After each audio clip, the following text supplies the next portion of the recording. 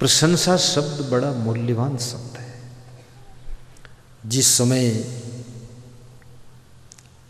सीता जी की खोज करने के लिए राजा सुग्रीव ने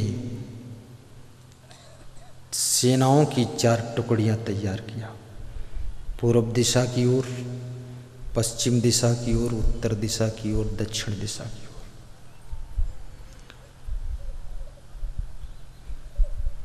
तो जो सेना लंका की तरफ जा रही थी उसके सेनापति अंगद थे और उस टुकड़ी में हनुमान जी भी थे, उसमें जामवंत भी थे, चुने चुने योद्धा थे उसमें।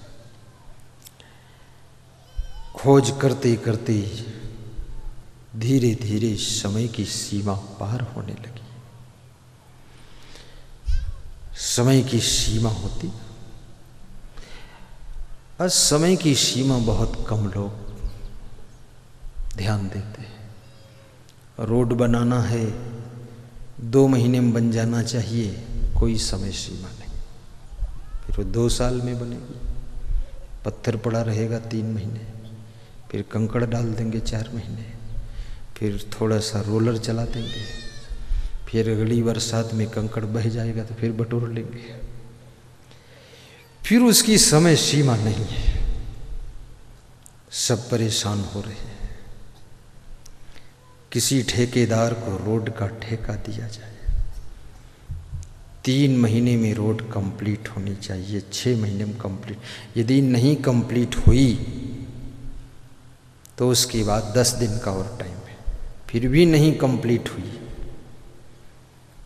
तो आपका लाइसेंस रद्द कर दिया जाएगा और जितनी रोड बनी है उसकी कीमत जोड़ करके आपका पेमेंट फाइनल हो जाएगा, नए ठेकेदार को ठेका दे दिया जाएगा। आदमी को कुछ भय होना चाहिए, बिना भय के काम सीमा आउट कर देगा। जब समय सीमा पार होने लगी तो 3 टुकड़ियां तो वापस निराश होकर लौट आई। अंगद की सेना की टुकड़ी निराश होकर नहीं लौटी। अंगद ने कहा, खाली लौटना अपमान है। अगर सीता की खोज नहीं कर पाते हैं हम तो समुद्र के किनारे तोड़ देंगे दम। तो जामवंत ने कहा, तुम मर जाओगे, हमको हो जाएगी गम, क्योंकि हमारी सेना में सेनापति हो जाएगा कम, इसलिए दम मत तोड़ो। सब बैठ गए अनशन के लिए कि मरेंगे यहीं, मर जाएंगे लेकिन वापस नहीं जाएंगे। भगवान की सेवा नहीं हो पाई। संपाति नाम का गीधराज पंछी पहाड़ के खोखर में बैठा हुआ था, जोर से हंसने लगा, हा हा हा, ठाका मार। तो ये अनशन में बैठे हुए लोगों ने सोचा, अंगद ने, हनुमान ने, हंसता कौन है? तो उसके पास में गए, बोले तुम क्यों हंसते हो? तो और हंसने लगा। बोले क्यों हंसते हो? बोले मरो इसलिए हंस रहा हूँ, तुम मरो। बोले तुम कौन हो? बोले मैं जटायु का भाई संपाति हूँ। हम दोनों भाइयों ने अहंकार बस जिद किया था कि सूरज के पास जाऊंगा, तो मेरा भाई जटायु तो बीच से लौट आया था, मैं बड़ा जिद्दी था और गया नज़दीक, तो मेरे पंख जल गए, मैं यहाँ गिर गया था। तब से मैं उड़ नहीं पाता हूँ, बहुत दिनों का भूखा हूँ। अब जब तुमने कहा अनशन करूँगा, यहीं मरूँगा, तो मुझे हंसी आई कि अब काफ़ी दिनों तक हमारा आहार बन जाएगा, नोच नोच के खाऊंगा, इसलिए हंस रहा हूँ। मरो तुम जल्दी। तुम्हारे मरने में भी किसी का फायदा है, इसलिए मरना मत जल्दी, आत्महत्या मत करो। आत्महत्या जिंदगी का कोई समाधान नहीं है। जामवंत ने कहा कि मरने से समस्या हल नहीं होगी, संपाति, तुम्हारे भाई जटायु का निधन हो चुका है। भगवान श्री राम ने उसका दाह संस्कार किया है। हैं? हमारा भाई मर गया? कैसे मरा? बोले लंका के राजा रावण ने तलवार से काटा है पंख उसके। अरे मेरे भाई को उसने मारा। तुम कैसे आए हो? मैं आया हूं सीता की खोज में। बोले यहीं से रावण निकला है, विमान लेकर सीता रोती हुई गई है।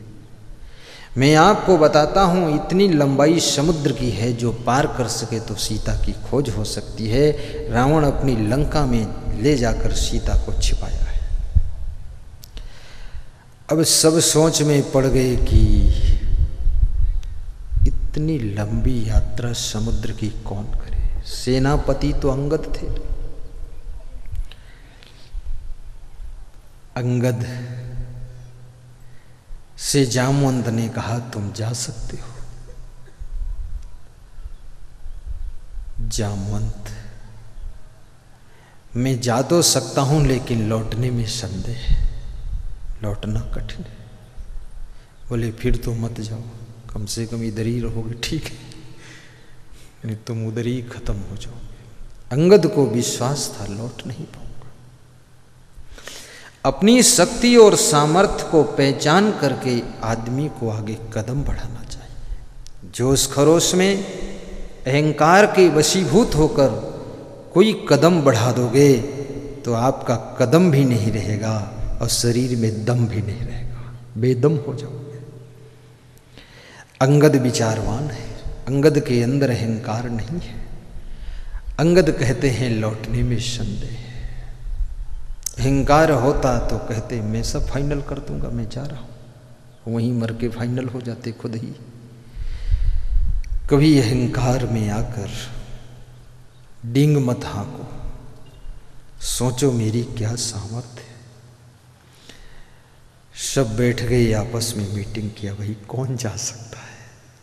तो जामवंत ने कहा हनुमान जी जा सकते हैं। हनुमान चुप बैठे थे।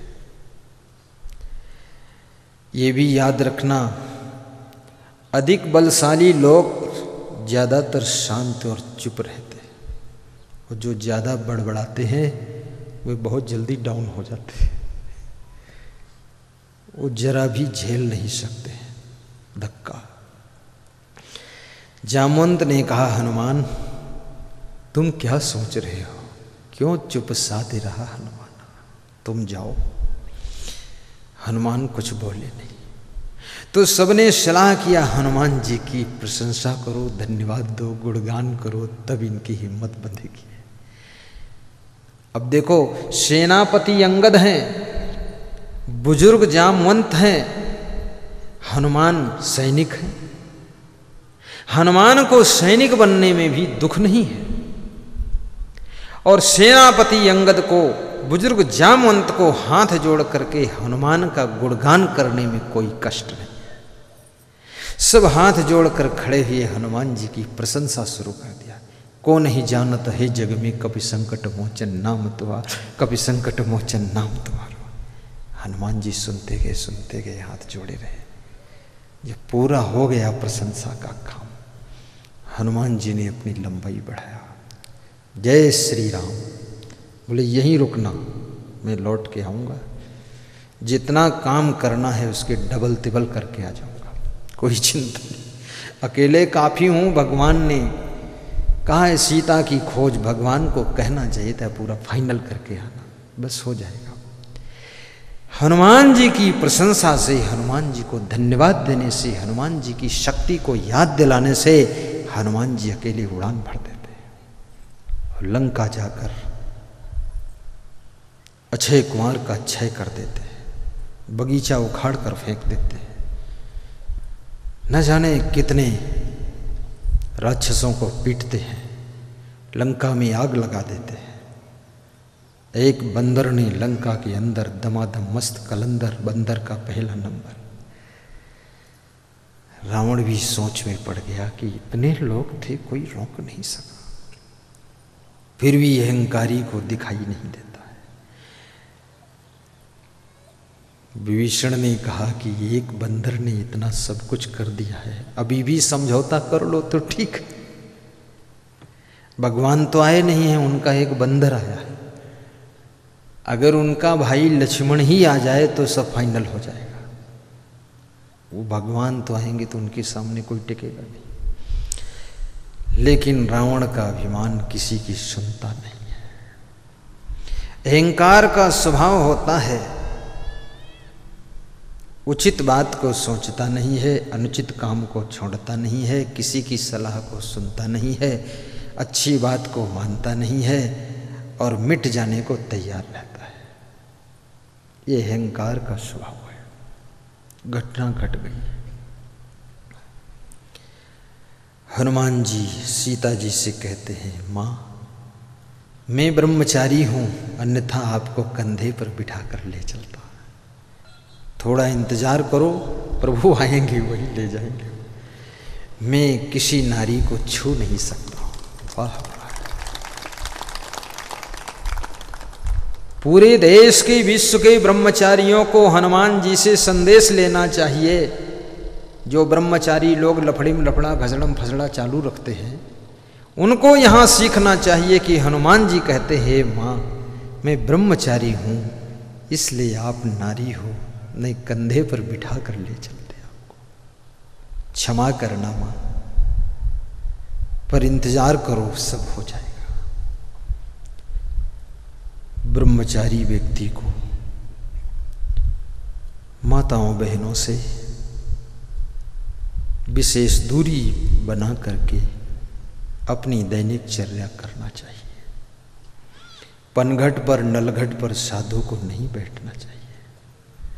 अगर साधु पनघट पर रहता है तो साधु एक दिन साधुता छोड़ बैठेगा। नलघट पर रहता है जहाँ सब महिलाएं स्नान कर रही हैं, वहाँ पे ब्रह्मचारी को नहीं जाना चाहिए।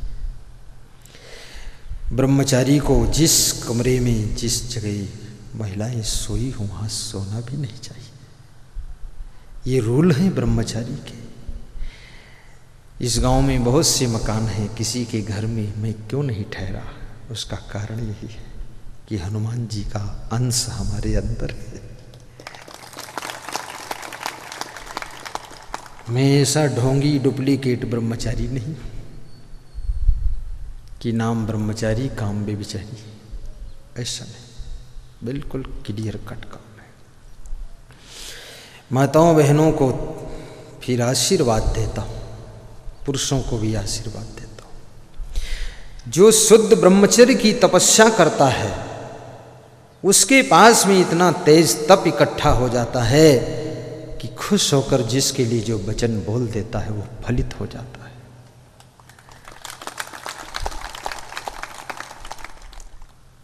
आपको कुछ भी मनोकामना पूर्ण करना है तो मैं आपसे कहूंगा कि पुण्य करना शुरू करो। पुण्य में इतनी शक्ति है कि आपकी शुभ मनोकामनाएं पूरी होने लग जाएंगी। पुण्य करो। भूखे को भोजन नंगे को चीर, ऐसा कहते संत कबीर। जो तू आया जगत में तो ऐसा कर ले, कर साहिब की बंदगी भूखे को कुछ दे।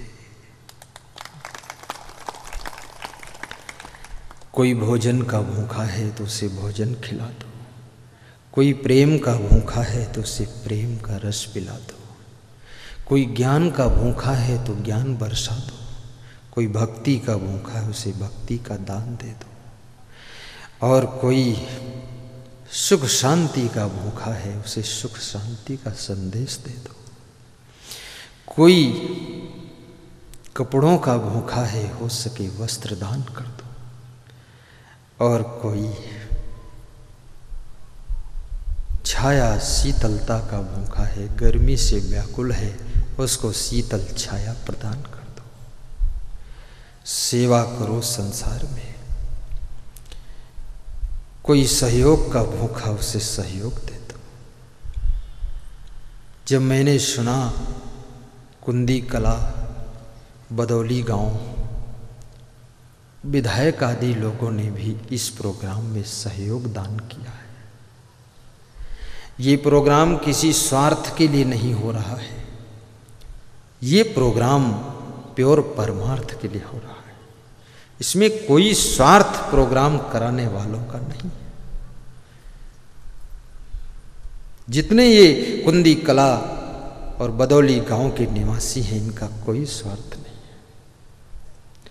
इनके मन में केवल और केवल परमार्थ है, धर्मार्थ है, सेवार्थ है कि गुरुवर की वाणी सब सुन ले और सबके घर घर का कलह कलेश दूर हो जाए और घर घर में सुख शांति आ जाए। इस उद्देश्य से ये प्रोग्राम कराया जा रहा है। धन्य है इसके आयोजक, धन्य है सहयोगी। मैं रुद्र कुमार जी सवाल से पूछा किसका किसका सहयोग है, कोई नाम की लिस्ट है? बोले लिस्ट इतनी बड़ी है कि लिखा नहीं जा सकता। हमने कहा क्यों? बोले पूरा कुंदी कला, पूरा बदौली गांव और पूरे क्षेत्र के लोगों का तन मन धन से सहयोग है। इसलिए गुरुवर सब क्षेत्रवासियों को, ग्रामवासियों को आशीर्वाद देना, सबको मिल जाएगा, सुखी होगा।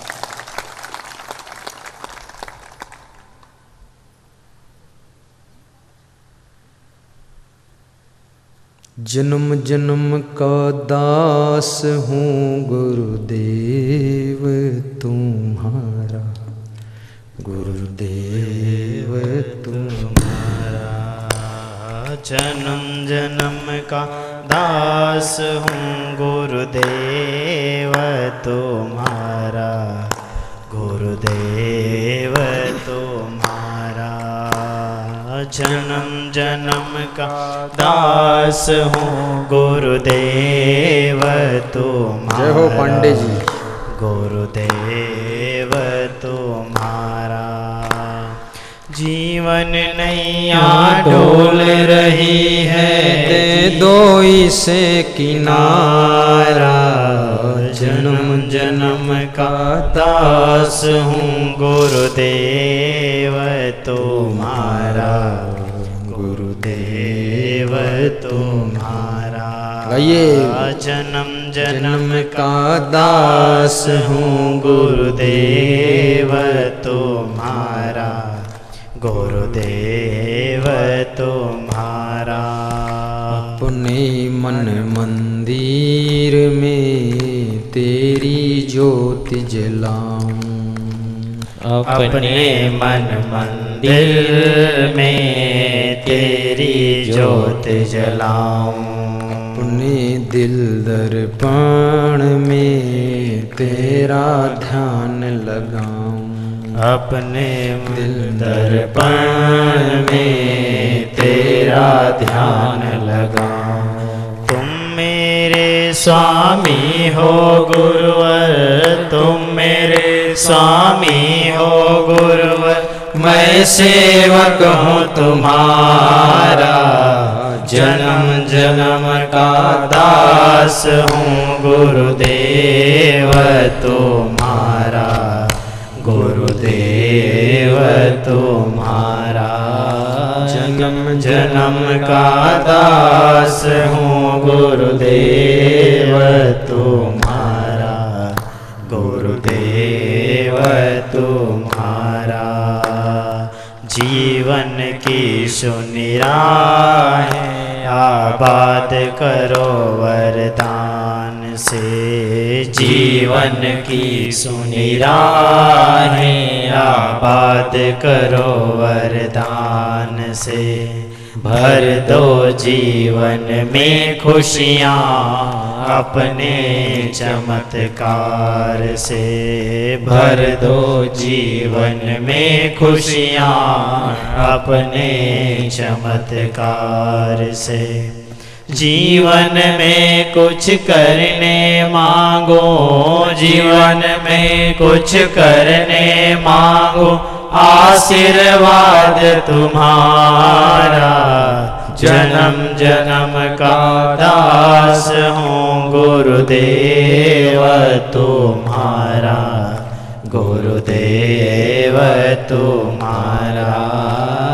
जन्म जन्म का दास हूँ गुरुदेव तुम्हारा, गुरुदेव तुम्हारा।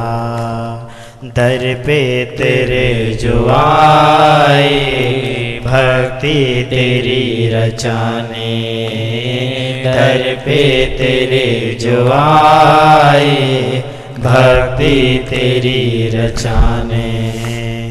थाल भी लेकर आए उसको सुमन सजाने, थाल भी लेकर आए उसको सुमन सजाने। अब तो मेरी विनती सुन लो, अब तो मेरी विनती सुन लो, जग के पालनहारा।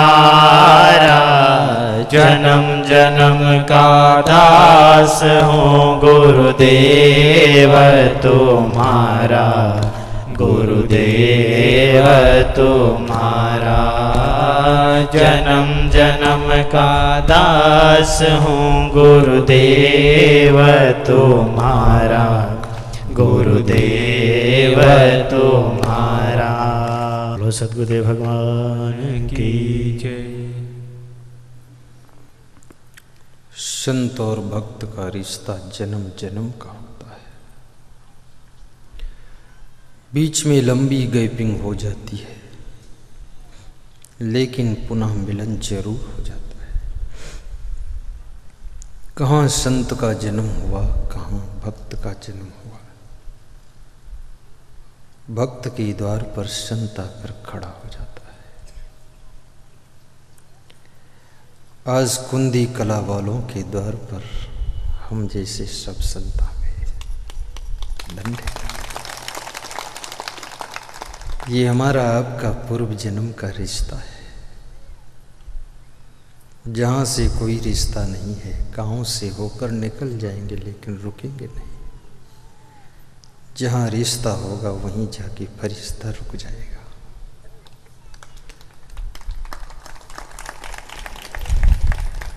धन्य है कुंदी कला, धन्य है बदौली गांव, धन्य है ये क्षेत्र बलरामपुर जिला छत्तीसगढ़। मैं पहली बार बलरामपुर जिले में सत्संग कर रहा हूँ।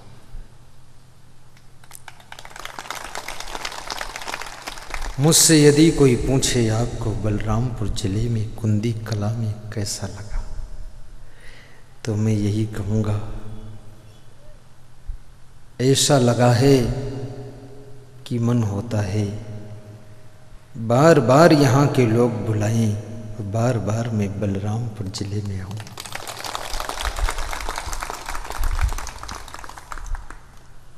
कल बहुत से लोगों को आश्चर्य हो रहा था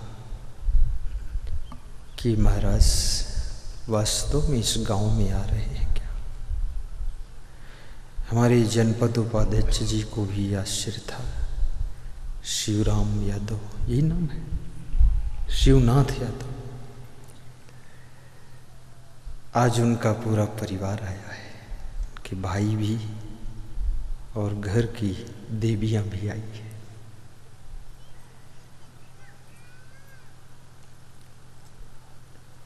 जब राम जैसे भगवान सिवरी जैसी गरीब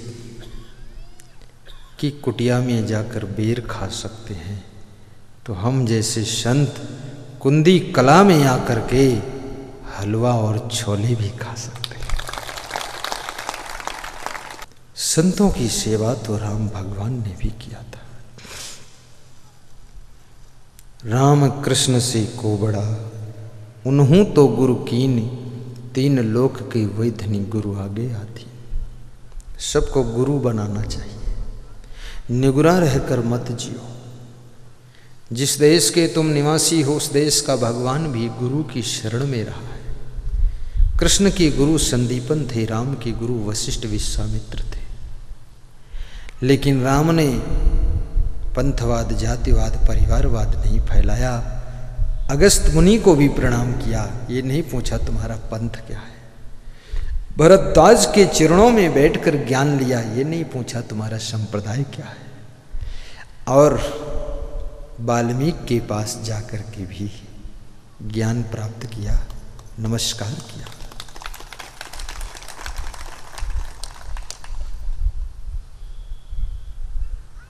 संत सेवा, माता पिता की सेवा, अतिथि का सत्कार, असहाय अनाथ को सहयोग, गरीबों को मदद, ये सबसे बड़ा यज्ञ है। कुंडे यज्ञ की आवश्यकता नहीं है। आज की तारीख में सेवा का यज्ञ चलना चाहिए, सहयोग का यज्ञ होना चाहिए। ये सबसे बड़ा यज्ञ है। तो मैं आपको बता रहा था, अच्छा करने वालों की प्रशंसा भी करना, लेकिन झूठी प्रशंसा मत करना, नहीं तो वे बुरा ही करते रहेंगे। सच्ची प्रशंसा। रघुपति कीन्ही बहुत बड़ाई, तुम मम प्रिय भरत ही संभाई।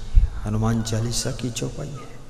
राम ने भी हनुमान की बड़ाई किया है, बहुत बड़ाई किया है, क्योंकि राम जी को भी पता था कि ये जो हनुमान ने काम किया है ये मेरे लिए भी थोड़ा कठिन था, इसलिए बहुत बड़ाई किया। और ये भी कहा कि तुम मुझे ऐसे प्रिय हो जैसे मेरा भाई भरत प्रिय है। कहाँ बंदर और कहाँ भरत, दोनों को बराबर कर दिया राम ने। कहा भरत जैसे तुम भी मेरे प्रिय हो गए। एक भाई मेरा भरत अयोध्या में छूट गया, तो भरत जैसा दूसरा भाई हनुमान मिल गया। राम ने हनुमान को भाई कहा है, ये नहीं कहा तुम मेरे दास हो, शिष्य हो, भक्त हो ना। हनुमान कहते मैं आपका भक्त हूं, लेकिन राम कहते तुम मेरे भाई हो।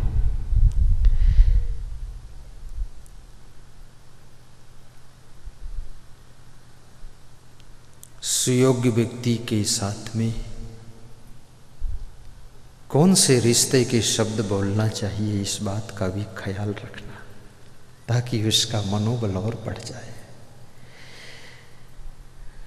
राम भगवान हमें आपको सिखा रहे हैं कि मैं हनुमान को भाई कह रहा हूं, भरत भाई जैसे। और उन लोगों को धिक्कार है जो अपने सगे भाई को भी भाई नहीं कह सकते। उनको और धिक्कार है जो भाई के लिए भाई ही दुश्मन बने बैठे हैं।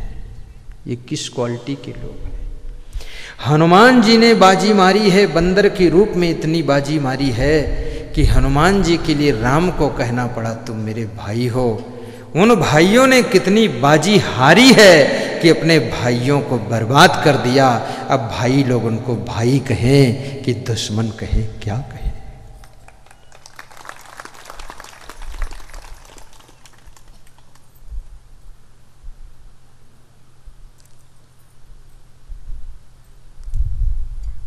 भाई को सताना मत, बहन को दुखाना मत, सासू को रुलाना मत, ससुर को मारना मत, दामाद को पीटना मत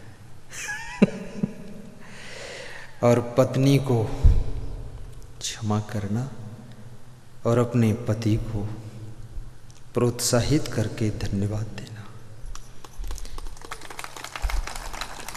यदि तुम्हारा पति पुलिस लाइन में सर्विस करता है तो पति की प्रताड़नाओं को भी याद करना। कहीं चौराहे पर ड्यूटी लग गई, धूप में खड़ा है, कहीं चोरों के पीछे रात में भाग रहा है, 20,000 रुपये महीने लाता है और घर में देवी जी को महीने में आकर दे जाता है। खर्च करना, आवश्यकता पूरी करना, फिर ले आऊंगा। सोचना तुम्हारा पति कितने संकट में है। अगर तुम्हारा पति मिलिट्री में है तो भी याद करना कि बॉर्डर पर लगा हुआ है, किस दिन गोली खा जाए, किस दिन मूड कट जाए, कुछ ठिकाना नहीं है। पैसे वेतन में पाता है, घर भेजता है तुम्हारे अकाउंट में डालता है, तुम निकाल कर रोज कचौड़ी पकौड़ी बनाकर खा रहे हो। पति कितनी जोखिम में है। पति के लिए शुभ कामना करना, इतना पुण्य करना कि मेरा पति सुरक्षित रहे, और जब पति आए तो कहना तुम मेरे लिए कितना कष्ट उठा रहे हो। ये शब्द तुम्हारे पति के कष्ट को रेस्ट में बदल देंगे।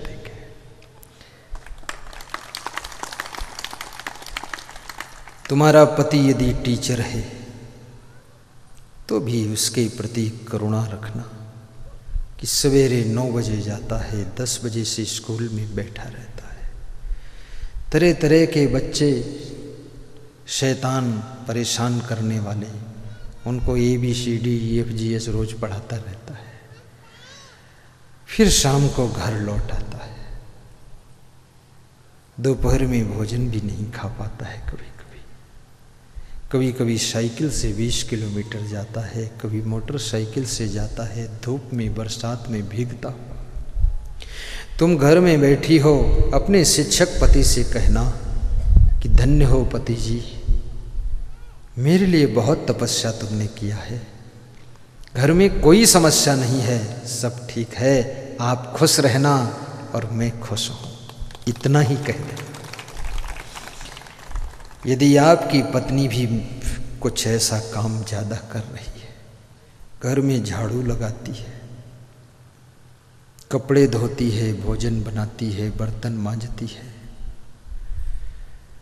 कभी कभी पत्नी से कहना तुम्हें जितना धन्यवाद दूँ थोड़ा ही है, मैं तो एक सर्विस करता हूँ, तुम घर में पूरी सर्विस करती रहती हो। क्या तुमको देता हूँ, कुछ नहीं दे पाता हूँ। ये मोटे महीन कपड़े पहनाता हूँ, 10-5 हज़ार रुपये महीने में दे पाता हूँ, तुम संतोष करती हो, धन्य हो देवी जी, क्योंकि झाड़ू लगाती हो, झाड़ू लगाने वाला स्वीपर 5,000 महीने लेगा, भोजन बनाती हो वो भी 5,000 महीना, बर्तन मांजने वाला भी 5,000 महीना, और फिर बच्चों को जन्म देती हो, पालन पोषण करती हो 20,000 महीना, फिर पूरे घर की सुरक्षा करती हो। ये तो पूरा पुलिस गार्ड का काम है। फिर पैसा लाता हूँ तो उसको रख के सुरक्षित जमा रखती हो, बैंक का काम भी करती हो। तुम्हारा तो लाखों रुपये का काम महीने का है, हम तो 20,000 देते हैं, इतने में खुश रहती हो, धन्य हो तुम, ऐसे कहना।